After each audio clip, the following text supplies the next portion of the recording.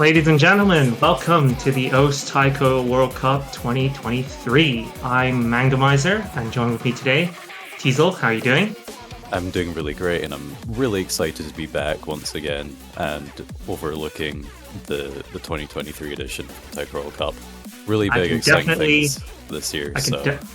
I can definitely hear the enthusiasm in your voice. Yep, as usual. But it's good to be back. I mean, I think this is my 6th year. Actually, yeah, it's the 6th year running. Fifth year, actually, I think. I can't remember.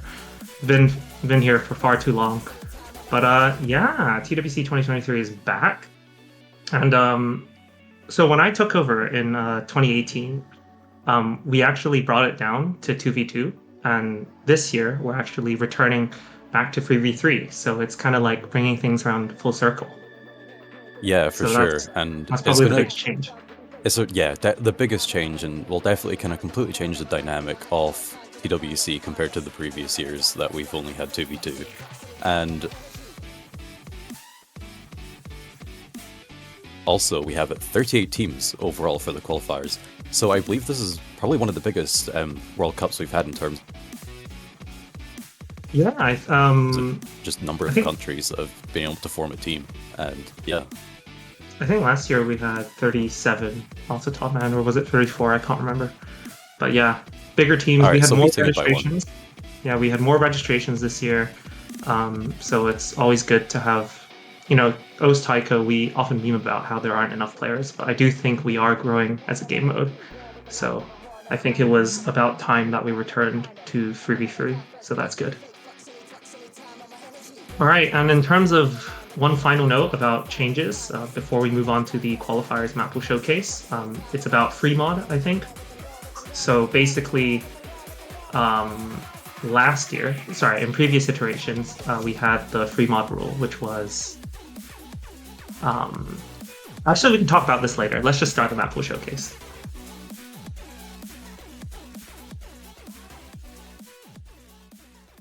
All right, for No Mod 1, we have Secularum by Rabbit House, mapped by Reynald.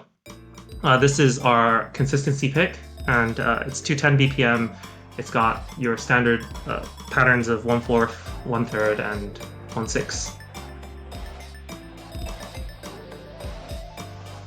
And I think Teasel is dead.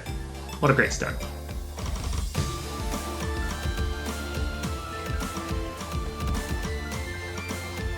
So yeah, we kind of looked back on the qualifiers pool last year. We had the Citrus map last year, and we felt that it was a bit too spiky, so we opted for something that was a bit more flat across the board.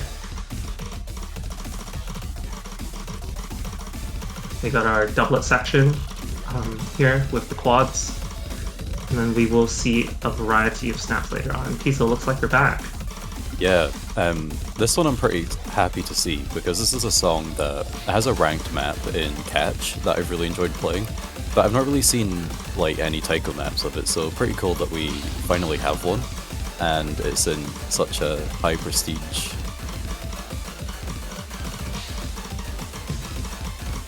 Yeah, it's got a star rating of 6.8, so pretty high actually.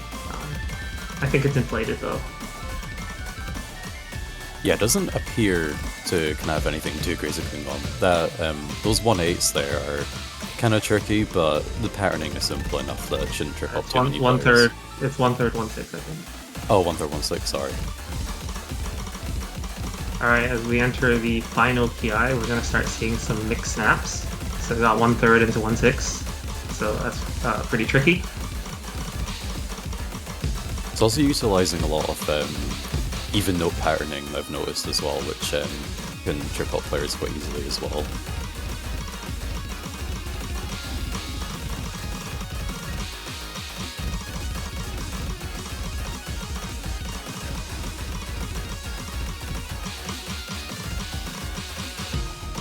I think this year is the first time we officially have a playtester team, so it's actually nice to have an army of people to set the replays for us.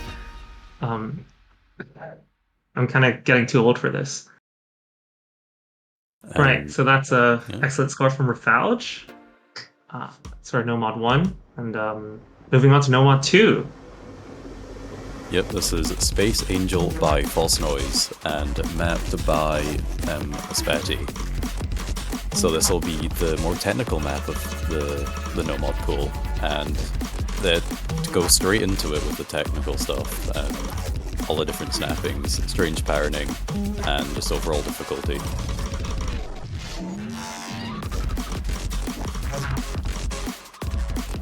This is actually really satisfying to play. Trying to nail the different snaps.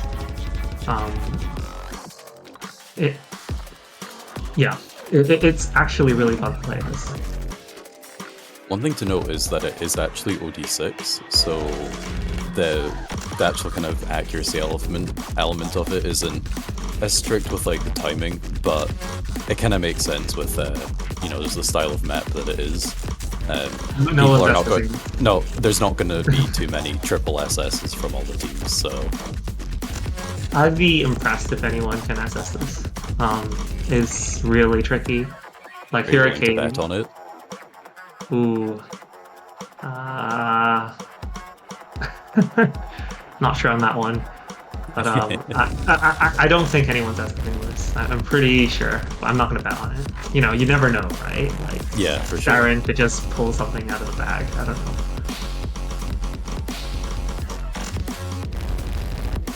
It's utilizing a lot of drum rolls as well, which isn't like too common, and some of them kind of aiming to obscure the notes that are coming in. So you've also got to have the fast reaction times to sort of recover from that as well. Yeah, this on the front end, this one is kind of like trying to keep combo, but at the same time, like you have the accuracy to consider as well. But it's mostly about keeping. It's mostly about keeping combo. It also feels like a pseudo speed towards the end, so it does get quite tricky, especially near the end. That's Space Angel.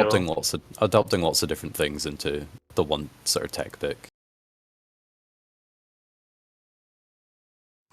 All right, moving on to No Mod 3, we have it's Take, right? It's not Take. I'm pretty sure it's Take. Yeah. Yeah, by Rish. So this is mapped by _GT, and this is our gimmick. I think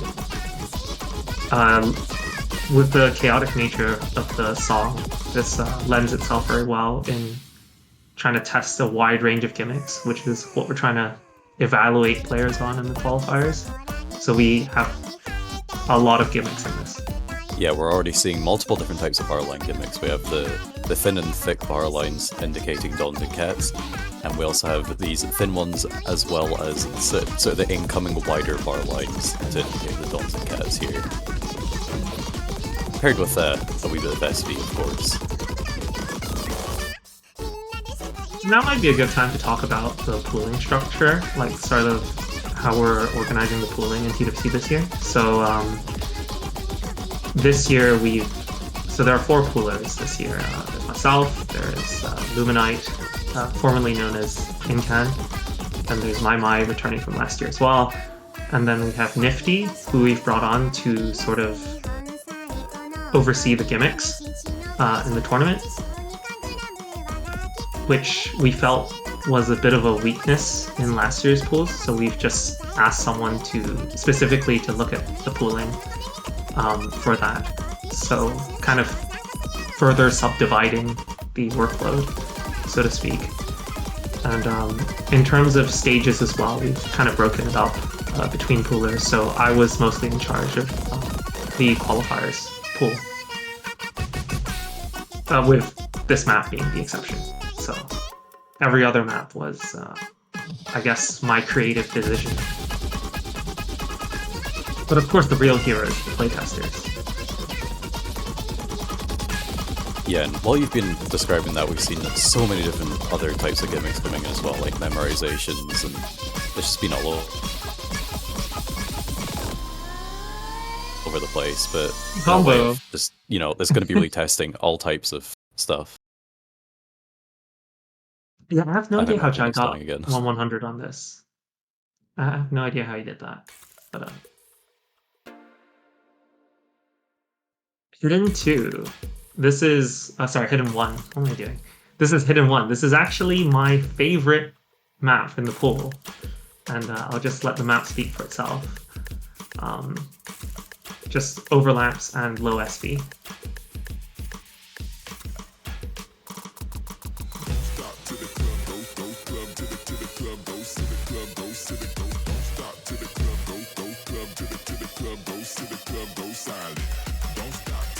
Yeah, I forgot to introduce the song. This is Null Control by Silent Moon, Count by Boaz.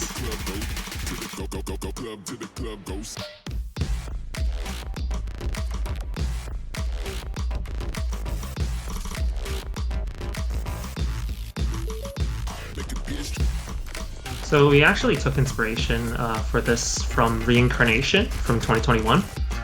So we wanted, people seem to really like sort of slow hidden with overlaps. And so we, I guess it's more like a SV hidden type thing. So we tried to replicate this, but at a higher level. Yeah, definitely like difficult with the reading. Like this SV goes pretty low, but the patterning seems pretty inviting actually. I don't know, it just seems like a very accessible map, even for the kind of non-hidden players.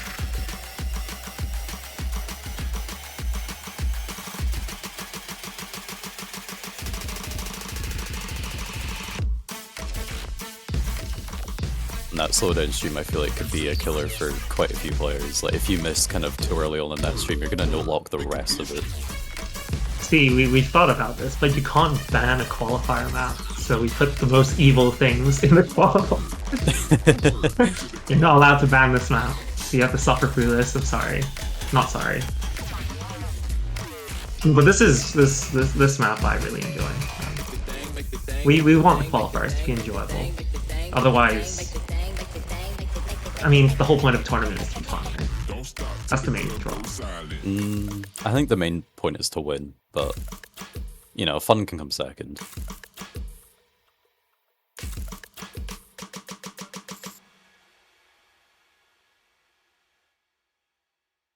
But it looks like a pretty strong map to fill the Hidden 1 section of the pool.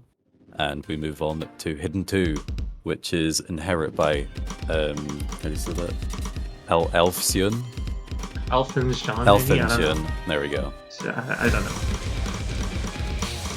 This is our speed hidden.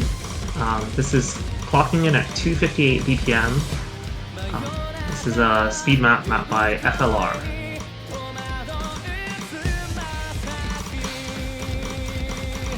This is also really enjoyable. Actually, all the maps in qualifiers are quite enjoyable, I find. We try to prioritize funness. Yeah, you may have noticed that there's no kind of dedicated speed pick in the Nomad pool. So this what is it, 258 BPM hidden kind of somewhat fulfills that role, along with some double time picks later on.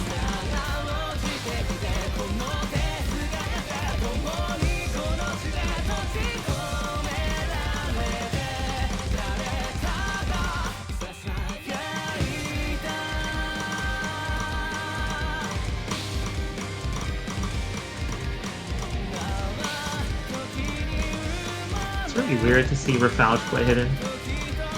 Yeah, but he's good at everything in the game, so...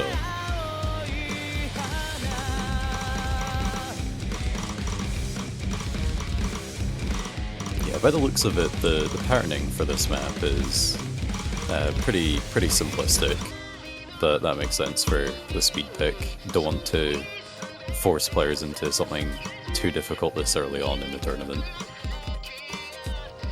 Have you mentioned what kind of difficulty sort of you're attempting to represent here in the qualifiers pool? Traditionally, qualifiers has always aimed to be somewhere in between round of 16 and quarterfinals.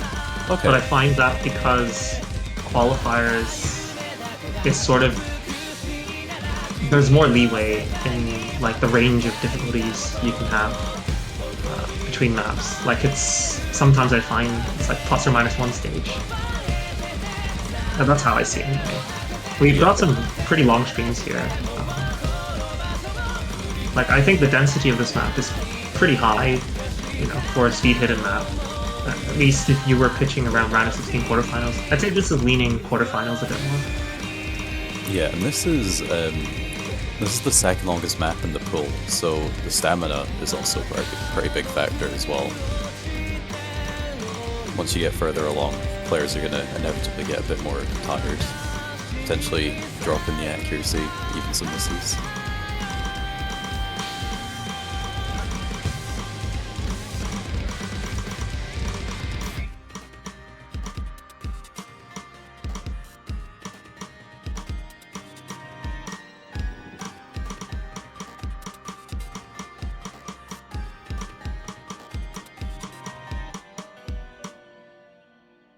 And a very weird slowdown at the end to ruin anyone's double S. Yeah, it's literally... yeah.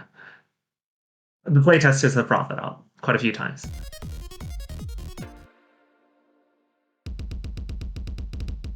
Okay, so we've had enough of Hidden. It's time for Hard Rock, and this is Variations on E minor, Variations on Enwolf by Cinnamoro. Mapped by Enwolf.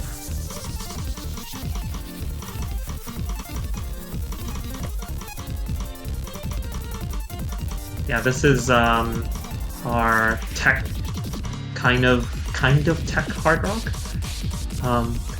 This has some SVs in it, although not in the sense that would make the map difficult. It's more of an accuracy-focused pick.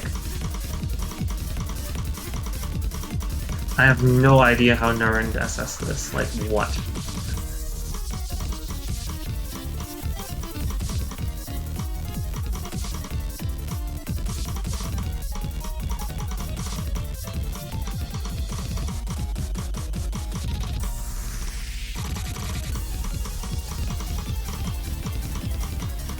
Yeah, Cinnamoro is one of the newer feature artists in this. I think they were announced within the past month or so. It's always nice to see some new FA representation.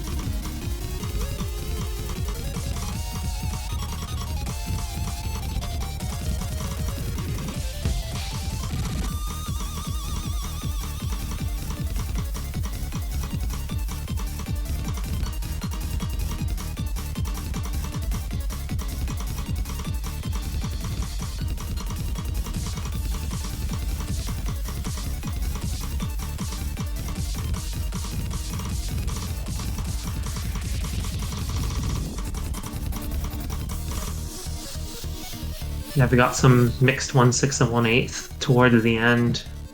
Yep, that is Variations on D minor, even though the song is kind of mostly the same, which Enwolf pointed out, which I thought was pretty funny.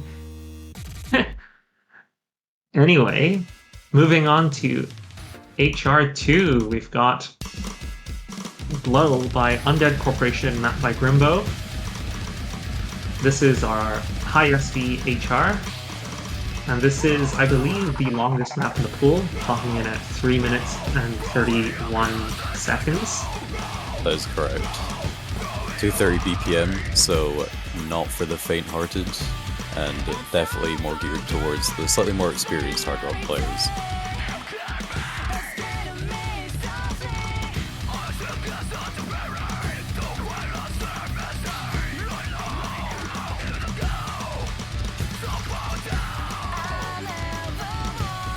Let's do a flat 230 throughout.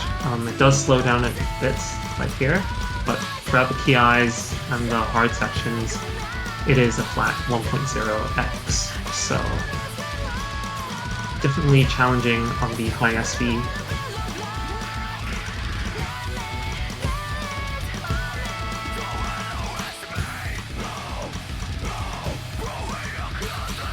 You know, the funny thing about HR, I find, is that the hardest bits about HR are the low density sections, because it's like, what do you want from me, right? It's like this mono section, right? It's like, if there's like a constant stream of notes, like you kind of auto process it. But if the density is way too low, it's like, what's gonna come next? Yeah, you just kind of lose that, that state of flow. That was a very evil pattern there with the finisher. There's like one or two of those in the map. Well, we can't be making things too easy now, can we?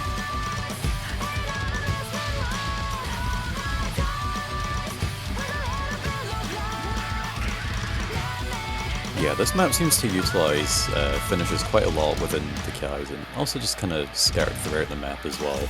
So, really want to make sure you hit those finishes for the extra score as well. And here's one of those slowdowns you were talking about. Hopefully the DDKK players can do that. Ah, they'll be fine.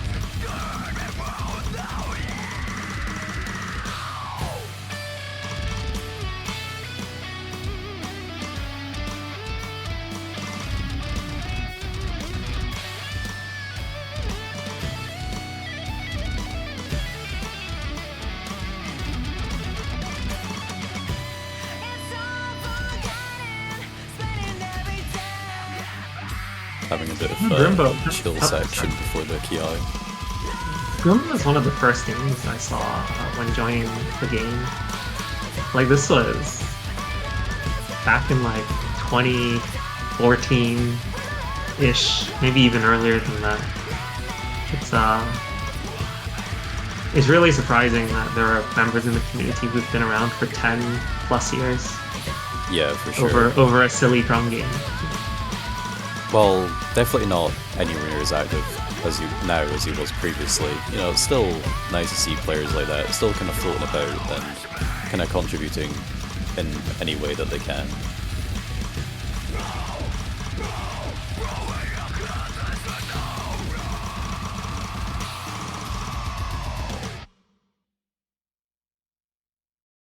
This map does not blow.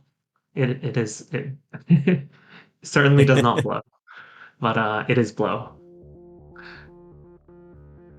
All right, and I think returning from last year's qualifier, DT1 as well, sort of like a redemption arc, we've got now Tamori on DT1 again. So last year he did NMW, and people found that way too difficult, so he's back with some more tricky stream type maps. And already coming in with the doubles to make the accuracy a big factor of this map as well. Everyone knows double time accuracy is not the easiest thing out there, that the ODs are always very crazy, so yeah.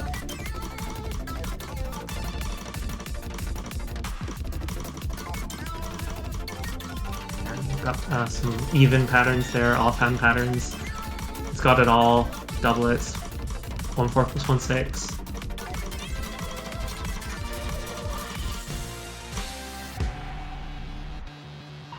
We've got a little bit of a break here, and then right into it.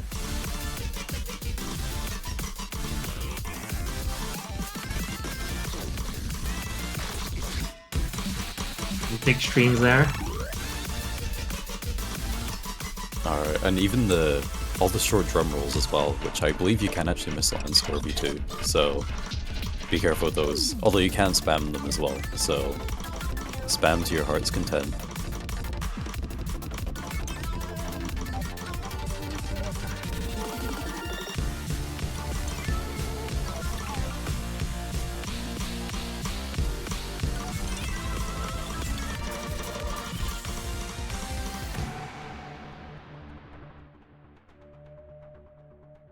That's Ninox by Meganeko. The OS edit. You know, I actually asked about this, but I actually have no idea what the OS edit actually entails. Like, the couple songs have the word in the featured artist catalog, have the word OS edit, and yeah. Moving on to Double Time 2, we have Hakudo by Kaki Choco, which is mapped by Nardo. This is our speed map with an OD of 6, which translates to 9.5 with DT. This is the speed map. It's got basic patterns and very high OD as well.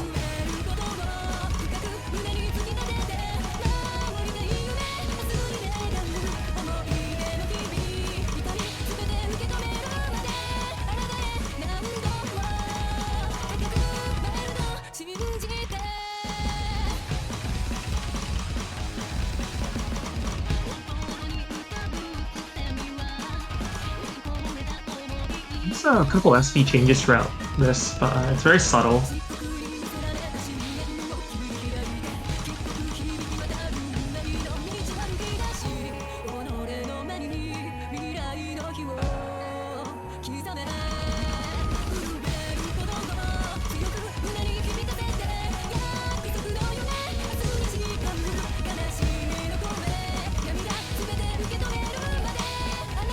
When we originally asked Nardo to map this, he ended up making Inner Oni, and it was way too hard. Like, it would have been like semis level, so we asked him to make a Oni .2. He just settled for making an Oni instead. I've seen a lot of stuff recently with people being kind of dissatisfied with the idea of Oni DTs in tournaments. But Really? this one doesn't seem too bad, yeah. Oh, it's you got mean some, like instead of Inner Oni? Like... Yes, yeah. But this one seems like fine. Like the pattern density is kind of a bit stronger compared to kind of these kind of like Oni DTs that I've seen in other tournaments, and it's also got longer patterns as well. So I think people should be satisfied with this.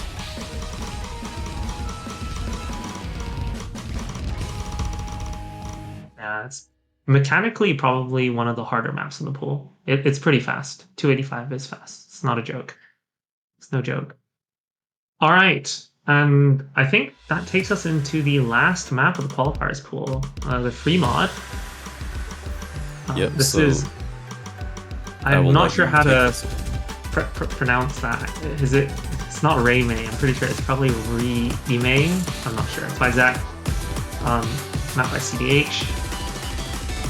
So with the free mods, with 3v3, we actually have a new ruling in the free mod. So last year it was something like no duplicate mods, or at least it was effectively no duplicate mods. But this year, because it would be very difficult to carry that forward, we've opted for selling for a middle ground, which is that every team needs to field a hidden and hard rock player, but those mods can be shouldered by one player.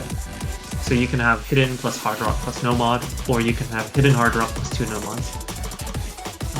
So that will hopefully give a bit of flexibility for all the teams, really.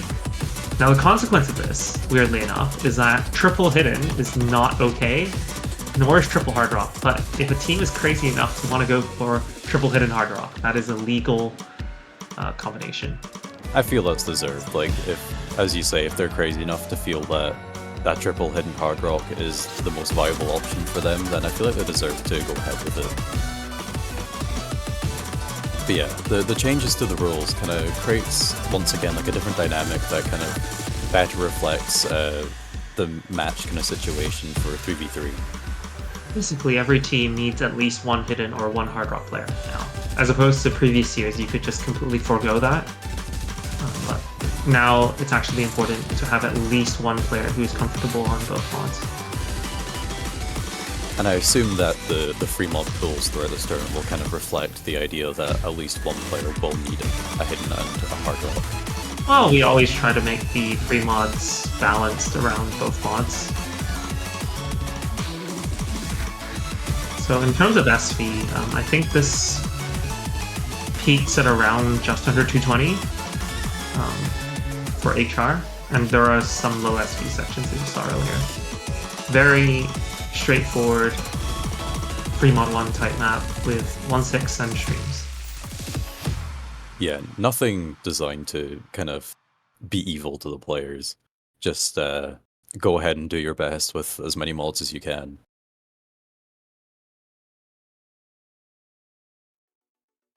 But by the looks of it, that is the whole qualifiers pool. Yeah, that is the qualifiers pool. So I think we should just quickly run through how the qualifiers work, just for the teams, just to reiterate, just to be sure. But I believe you have 2 runs of qualifiers, and the best team run of each map will be taken into account for the score. So you have teams of two runs basically. And they'll be pinged shortly about registering their availability for the qualifier lobbies. So it's all the information that you need will be in the server. So yeah, any final thoughts or comments? Yeah, sure. So, for the qualifiers, good luck to everyone, and ensure that all of you pick 14 UTC on Saturday or Sunday to make life absolutely hell for the people involved. So, yeah, thank you.